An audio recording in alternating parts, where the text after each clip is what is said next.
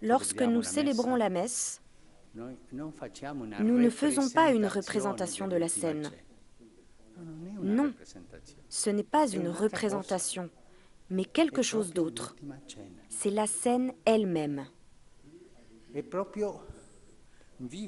C'est vivre réellement une nouvelle fois la passion et la mort rédemptrice du Seigneur.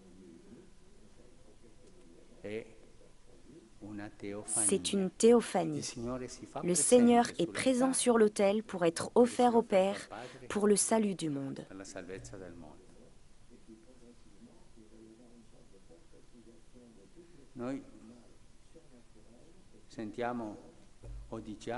Parfois, on entend dire « Là, je ne peux pas.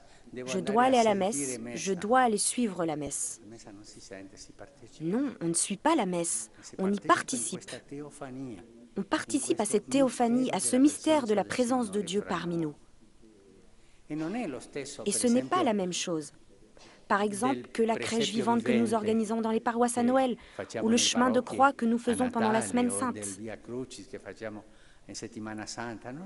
Non, ce n'est pas la même chose. Ce n'est pas une représentation, mais une commémoration réelle. Une théophanie. Dieu se rapproche de nous et il est avec nous. Et nous participons au mystère de la rédemption.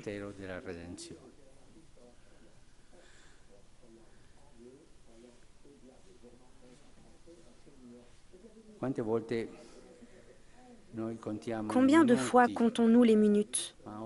Mais j'ai à peine une demi-heure, je dois aller à la messe, il me faut du temps.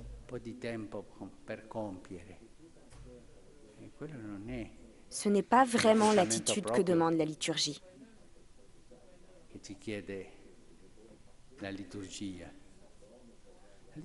La liturgie est un temps de Dieu.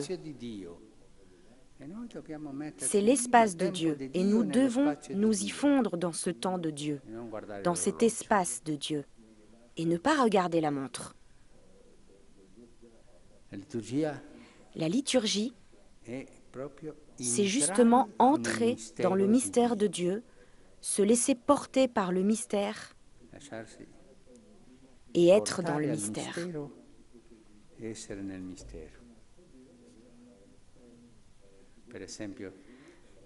Par exemple, je suis sûre que vous venez tous ici pour entrer dans le mystère.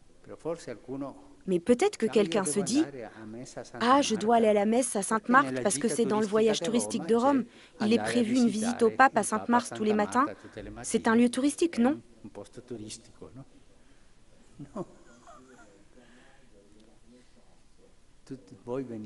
Vous venez tous ici, nous nous réunissons pour entrer dans le mystère. C'est cela la liturgie. C'est le temps de Dieu, c'est l'espace de Dieu, c'est le nuage de Dieu qui nous entoure tous.